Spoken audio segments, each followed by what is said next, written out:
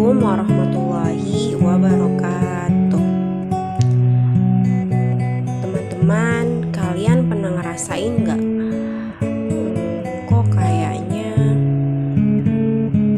lagi ada di fase yang kayaknya aku gak kuat deh ngelewatin ujian ini. Kayaknya aku gak bisa deh menyelesaikan masalah-masalah ini. Kalian pernah gak kepikiran kayak gitu? Aku sering banget kepikiran kayak gitu. Tapi kadang-kadang aku juga mikir bahwa Allah itu pasti gak akan pernah membebani seseorang, melainkan memang ujian itu sesuai dengan kadar kemampuannya. Karena memang Allah penyayang pada hamba-hambanya. Allah punya sifat Ar-Rahman, Ar-Rahim.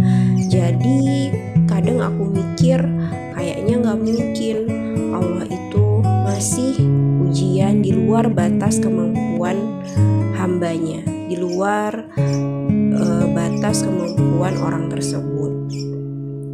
Jadi kalau kalian merasa kayaknya ujian berat banget, tidak bisa diselesaikan, sama aku juga ngerasain kayak gitu. Mungkin banyak juga orang yang merasakan hal yang sama. Jadi jika kita merasa bahwa ujian kita itu terasa besar, terasa berat, itu artinya Allah itu tahu bahwa kita mampu, bahwa memang kapasitas kita itu jauh lebih kuat dari apa yang kita bayangkan. Dan yang memperkuat aku berpikir seperti ini ya karena memang sudah ada ya di ayat Al-Quran di surat Al-Baqarah ayat 286. Pasti kalian juga pernah dengar ayat ini, bahkan sering mendengar ayat ini. A'udzu billahi minasyaitonir rajim. Bismillahirrahmanirrahim. La yukallifullahu nafsan illa wus'aha. Allah tidak membebani seseorang melainkan sesuai dengan kesanggupannya. Berarti jelas ya dari ayat itu bahwa Allah itu tidak akan memberikan ujian atau cobaan kepada seseorang melebihi kemampuannya untuk menanggung ujian tersebut.